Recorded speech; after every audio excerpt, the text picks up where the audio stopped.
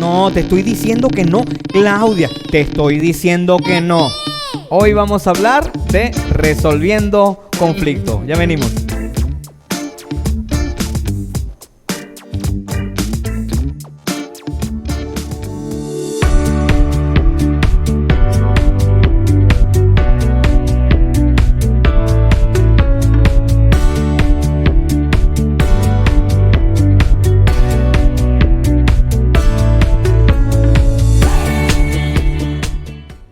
Muchas veces nos encontramos en nuestra vida este tipo de casos, conflictos que resolver.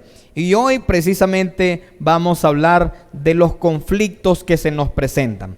Pero vamos a hablar específicamente de dónde en primer lugar surgen, es decir, cuál es la causa, la raíz donde surgen los problemas, los conflictos, las guerras, las divisiones dentro de cualquier sociedad. Mire lo que dice Santiago capítulo 4, verso 1. ¿De dónde vienen las guerras y los pleitos entre vosotros? ¿No es de vuestras pasiones, las cuales combaten en vuestros miembros? Es decir, Santiago nos está diciendo que las guerras, los pleitos, los conflictos, los problemas, sean en la familia, en el trabajo, en la escuela, en la universidad, sea de nación contra nación, sea la guerra que sea, el conflicto que sea, se origina en nuestras pasiones. ¿Qué quiere decir eso? Que muchas veces nosotros queremos obtener algo y por eso nos levantamos en contra de alguien. Por nuestras mismas pasiones, por nuestros deleites. ¿Por qué se levanta nación contra nación? Porque ese país específico quiere obtener una parte del territorio de ese otro país. Quiere obtener lo que la otra persona tiene y no ni siquiera ve lo que el territorio que tiene ese país, que tal vez es bendecido, pero no, quieren más. Entonces los conflictos, los problemas derivan en primer lugar de las pasiones del ser humano, de nuestras pasiones. Gálatas capítulo 5, versos 20 y 21 dice así: idolatría, hechicería, enemistades, pleitos, celos, iras, contiendas, divisiones, herejías, envidias, homicidios, borracheras, orgías y cosas semejantes a estas, acerca de los cuales os amonesto, como se los he dicho antes, que los que practican tales cosas no heredarán el reino de Dios. Pero ¿qué son esta clase de cosas? ¿Qué son los pleitos, enemistades, celos, iras, contiendas? ¿Sabe qué es? Repita conmigo: obras de la carne. El apóstol Pablo en Gálatas está especificando cuáles son las obras de la carne. Entonces muchas veces los conflictos se levantan no porque el diablo se levante en la familia. Muchas veces nosotros culpamos al diablo, pero ¿sabe qué? Tienes que ser maduro y razonable en decir, este conflicto se produjo ¿por qué? Por nuestra carne, por las obras de nuestra carne, no porque Satanás lo produjo, lo producen nuestras pasiones, lo produce nuestros deseos, lo produce las obras de nuestra carne. Entonces cuando usted se aira, no es porque el diablo lo airó, usted fue el que se airó. ¿Por qué? Porque su carne es así, porque su sentido del humor es así. Muchas veces dicen, no, es que tiene mal carácter. Eso no es carácter, eso no tiene nada que ver con el carácter, eso es el humor suyo.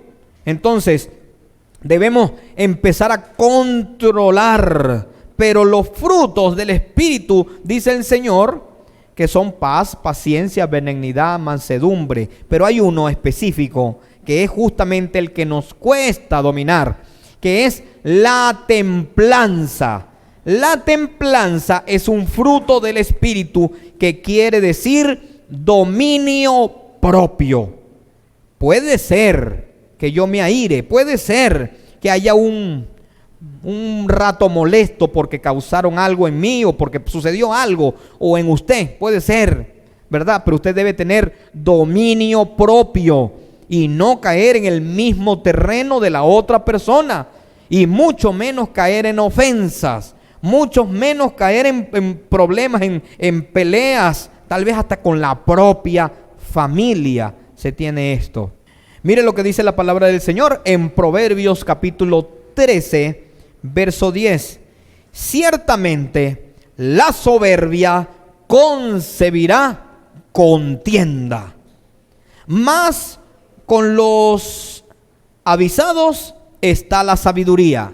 Le voy a repetir. Ciertamente la soberbia concebirá, es decir, dará a luz, ¿qué? Contienda. Entonces, lo que quiere decir es que esa persona que es soberbio, ¿quién es la persona que es soberbio? Esa persona que es arrogante, que es inflada, que nadie le puede decir nada, que nadie le puede corregir nada porque inmediatamente se pone bravo. Nadie le puede decir alguito porque inmediatamente una pelea, un problema. Todos los días es un problema, todos los días es una pelea. Esa es una persona soberbia, no admite corrección. Si alguien le quiere corregir, no, eso no es así, a mí tú no me estés diciendo nada, no tienes la moral para decirme, no tienes por qué corregirme nada, así soy yo y así me voy a morir. Esta persona amargada está casada ¿con qué? Con soberbia, y concebirá, dice la Escritura, es decir, dará a luz, propiciará ¿un qué? Una contienda. Por eso es que muchas veces nosotros debemos tratar rápidamente la soberbia. ¿Con qué se trata la soberbia? Repita conmigo, para tratar la soberbia necesito ir al altar de Dios, porque lo primero que necesitamos tener en nuestra vida es humildad. ¿Y qué es la humildad? Muchas personas confunden la palabra humildad con pobreza. La palabra humildad no tiene nada que ver con pobreza, nada. Es más, hay personas pobres que son soberbios, que son arrogantes. Entonces no tiene nada que ver con pobreza. La palabra humildad es sencillo de corazón. El Señor dice, sé humilde como yo soy humilde. Nosotros por eso debemos ir al altar de Dios. ¿Por qué? Porque es en el altar, es en la presencia del Señor donde Dios va a trabajar, va a tratar nuestro carácter, nuestro humor, nuestro sentido del humor. ¿Qué es la humildad? La humildad es la dependencia. Repita conmigo, la humildad es depender de Dios. Entonces la humildad es la dependencia total de Dios. Es decir, te necesito, Señor. Verdaderamente necesito de ti. Esa es la humildad. Pero la persona que es soberbia, yo no necesito de Dios. Yo no necesito de ningún líder para corregirme. No, yo no necesito ningún marido, ningún esposo para que me corrijan. Yo no, o si es varón, yo no necesito ninguna mujer. Yo no necesito hijos. Yo no necesito nadie que me esté diciendo nada. Esa persona que es soberbia no depende de nadie. No se sujeta a nadie. Esa persona que es soberbia solamente es él, ella y nadie más. No importa más nadie, sino él o ella. Y llega al caso de entrar en egocentrismo. Solamente soy yo y nadie más. Aquí nadie me puede corregir. Yo soy el que tengo la razón. Así dice la persona que es soberbia. Pero el humilde escucha. El humilde atiende al consejo. El humilde depende de Dios, depende de la dirección del Dios Todopoderoso. Por eso es que nosotros debemos trabajar en el altar. Una de las cosas que Dios trabaja en nuestras vidas es que el carácter, la identidad como personas, como hijos de Dios. Eso es lo primero que trabaja el Señor en nuestras vidas, el carácter. ¿Y cómo hace? Derriba la soberbia el Señor, derriba la independencia. Cuando una persona es humilde, depende de Dios. Pero cuando una persona no es soberbio, es independiente, es solo, no le interesa. quién lo corrija, si le dicen algo o no le dicen algo. Entonces, estamos hablando hoy de un tema que es resolviendo conflictos. ¿Cómo nosotros entonces podemos resolver los conflictos? Bueno, mire lo que dice Primera de Timoteo capítulo 5 verso 19. Aquí está la primera clave para resolver los conflictos. Primera de Timoteo capítulo 5 verso 19. Contra un anciano no admitas acusación, sino con 2 o 3 testigos. ¿Qué es un anciano? Una autoridad. Usted, para resolver un conflicto, supongamos que se levantó un conflicto en su familia y tal vez hay alguien que es mayor que usted, un tío, su papá, su mamá. Usted tiene que resolver eso con testigos. ¿Sabe por qué? Porque va a haber una persona que va a ver cómo vas a actuar tú, cuál va a ser tu acusación y cuáles son tus pruebas verdaderamente. El día de mañana esos 2 testigos van a hablar de ti. Van a decir si es verdad, él habló con esa persona. Igual en la iglesia, yo no permito, escúcheme bien, acá en la iglesia los líderes saben, los pastores saben, yo no permito que alguien me venga aquí. No, mira, ¿sabes qué? Vi al pastor fulanito de tal, lo vi por allá, estaba tomándose una chela, una cerveza. Yo no permito eso. ¿Sabe por qué? Porque lo primero que yo le voy a decir a esa persona es lo siguiente: ¿ya tú hablaste con él? ¿Ya tú hablaste con ella? No, porque yo no puedo hablarle porque... Ok, está bien, vamos a hacer algo. Vamos a hablar con esa persona porque esa persona tiene que corregir ese problema. Entonces vamos a confrontarlo. No, pastor, no, yo no quiero problemas con nadie. Eso es un chisme. O sea, lo primero que tú tienes que hacer para resolver un conflicto es confrontar a la persona. Inmediatamente, para resolver un conflicto, tienes que confrontar a esa persona. No dejar pasar el conflicto, sino, mira, vamos a hacer una cosa, vamos a resolver esto. Yo quiero hablar de este detalle porque esto nos está dañando a mi familia, está dañando mi hogar, está dañando mi trabajo. Si hay un problema en el trabajo, inmediatamente hay que confrontarlo, hay que encararlo con palabras sabias, con palabras edulcoradas, endulzantes, ¿verdad? Con palabras correctas para poder generar una solución del conflicto. Porque el fin y el objetivo es que el conflicto se resuelva. El objetivo es que el conflicto cese, que haya una solución para el problema. O sea, lo primero que tenemos que hacer es confrontar a la persona inmediatamente. Okay. Lo segundo que tenemos que hacer es no medirlo con nuestra medida. ¿Por qué? Porque muchas veces nosotros medimos según nuestro concepto. Tenemos que medirlo a la medida de Dios, que sí es justo. Posiblemente nosotros estamos siendo injustos, ¿verdad? En nuestra apreciación, qué sé yo, se levanta un conflicto en un hogar y el conflicto es con los hijos. Pero resulta que alguno de ustedes tal vez no tiene hijos. Entonces, hay que verlo desde el punto de vista de padre para poder corregirlo. Eso y otros ejemplos más. Pero lo segundo, mejor dicho, que tenemos que hacer es corregirlo a través de ¿qué? De la medida de Dios, que es justo para hacerlo, ¿verdad? Vamos a ver cómo lo vería Dios, cómo lo vería Jesús, cómo resolvería el conflicto el Señor, ¿verdad? Ok, lo tercero que tenemos que hacer para resolver un conflicto es no aumentar ni exagerar la situación. Es decir, si nosotros estamos viendo un conflicto, de repente se le va a levantar un conflicto en la célula, en una red, o en la familia, o en el trabajo, no exageres, no le pongas otro tamaño que no es, en realidad, ponle el tamaño correcto. Nosotros tenemos que, no debemos exagerar a la hora de resolver un conflicto. No, supongamos que Juanito le pegó a Marianita.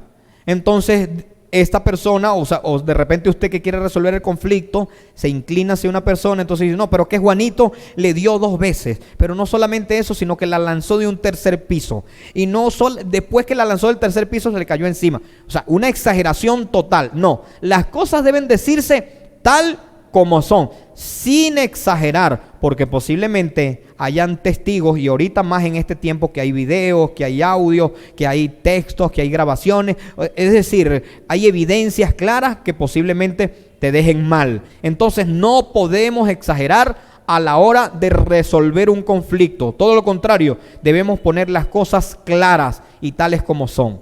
Les vuelvo a repetir, la idea siempre de ir a confrontar a una persona es resolver el conflicto, no generar otro problema o enemistades, que ya vimos que es una obra de la carne, las enemistades y los pleitos. La idea de confrontar a una persona es resolver el conflicto, de que esa persona se sane, de que esa persona crezca en el Señor. Esa es la idea. Y para eso necesitamos varias cosas. Lo primero que necesitamos es ir a la raíz del problema. No le busquemos tanta vuelta, no vayamos por aquí, no vayamos por allá. No, sino que debemos inmediatamente ir a la raíz. ¿Cuál fue la causa que originó el conflicto? Ok, a ver, tenemos 2 personas, que esas 2 personas están peleadas. Ok, ¿qué fue lo que sucedió? ¿Qué es lo que está sucediendo? Supongamos que es una pareja, un matrimonio, que tienen un problema, que están peleados, que están enemistados. Ok, ¿qué fue lo que originó el conflicto? Y empezamos a indagar para saber, haciendo preguntas, ¿verdad?, a las personas. Ok, ¿qué fue lo que sucedió?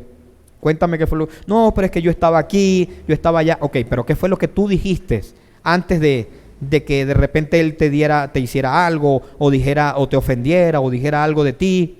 Entonces empezamos a indagar cuál es la raíz. Ok. Número 2, debemos encarar al conflicto inmediatamente, inmediatamente tomar acción. No podemos dejar pasar eso. ¿Sabes por qué? Porque dejar pasar el problema no quiere decir que se solucionó. Entonces debemos inmediatamente encarar al conflicto. Recuérdate que tu enemigo es el conflicto, no la persona, ¿verdad? Entonces debemos encararlo rápidamente al conflicto. ¿Qué es lo que está sucediendo? Vamos a buscar la solución rápidamente. ¿Cuál es la solución? Hay que hablarlo, hay que mediar. Posiblemente te tocará ser mediador de muchos conflictos. Entonces el tercer elemento para resolver un conflicto es ser mediador. Solamente nosotros somos un canal para resolver ese conflicto. Y no tratemos de resolver un conflicto cuando estemos enojados. Ese es el cuarto y último punto. No podemos resolver un conflicto o cuando las partes están completamente enojadas o cuando nosotros estamos enojados. ¿Qué tenemos que hacer? Tenemos que bajar la intensidad de nuestro enojo. Una vez que el enojo o la ira desaparezca en nuestra vida, entonces resolvemos el conflicto. Porque la ira es una obra de la carne. Por lo general, la gente que se aira peca. La ira no es un pecado, pero después de lo que se comete en la ira, sí puede ser el pecado. Entonces, ¿qué es lo que tenemos que hacer? Dejar que las cosas pasen, es decir, dejar que mengue un poco la temperatura en cuanto al conflicto, inmediatamente atacarlo, ¿verdad? Pero nunca podemos resolver un conflicto en medio del enojo, ¿Hay que encarar el conflicto rápidamente? Sí, ese es uno de los puntos, pero recuérdate siempre, nunca resuelvas un conflicto enojado, nunca, porque nunca vas a tener una solución. Así que el Señor siempre nos va a dar la solución para cualquier conflicto. Y con esto cierro. Proverbios capítulo 19, verso 11 dice: la cordura del hombre detiene el furor, y su honra es pasar por alto la ofensa. El conflicto que más se gana es el que se evita. Les voy a repetir. El conflicto que más se gana es el que se evita. Muchas veces los conflictos suceden en nuestra vida porque nosotros no lo evitamos. Tal vez nos vienen a ofender o nos vienen a decir palabras tal vez ofensivas y nosotros caemos en el mismo terreno. No, hay que dejar pasar eso. Tranquilo, no pasa nada. Dios pelea por ti y en algún momento Dios te va a dar la victoria de esa situación. Sin embargo, si es un familiar o una persona muy cercana, deja que eso pase. Tal vez está pasando esa persona por un mal momento, pero cuando esté en un buen momento, inmediatamente agarrarlo. ¿Sabes qué? Lo que tú me dijiste no me gustó, me hirió, me hizo sentir mal. Así que yo te pido, por favor, que no vuelvas con estas palabras, unas palabras santificadas, unas palabras estratégicas. Pero si tú te pones en ese mismo momento con esa persona, no, eso se van a agarrar ahí y el conflicto se va a hacer mucho más grande. Así que estamos nosotros para resolver conflictos. ¿Qué tal si oramos para que el Señor nos dé sabiduría a la hora de que se nos presenten estos conflictos, para saber tratar o saber o tener la certeza o la habilidad para trabajar en cuanto a estos problemas que se nos pueden presentar? Vamos a orar.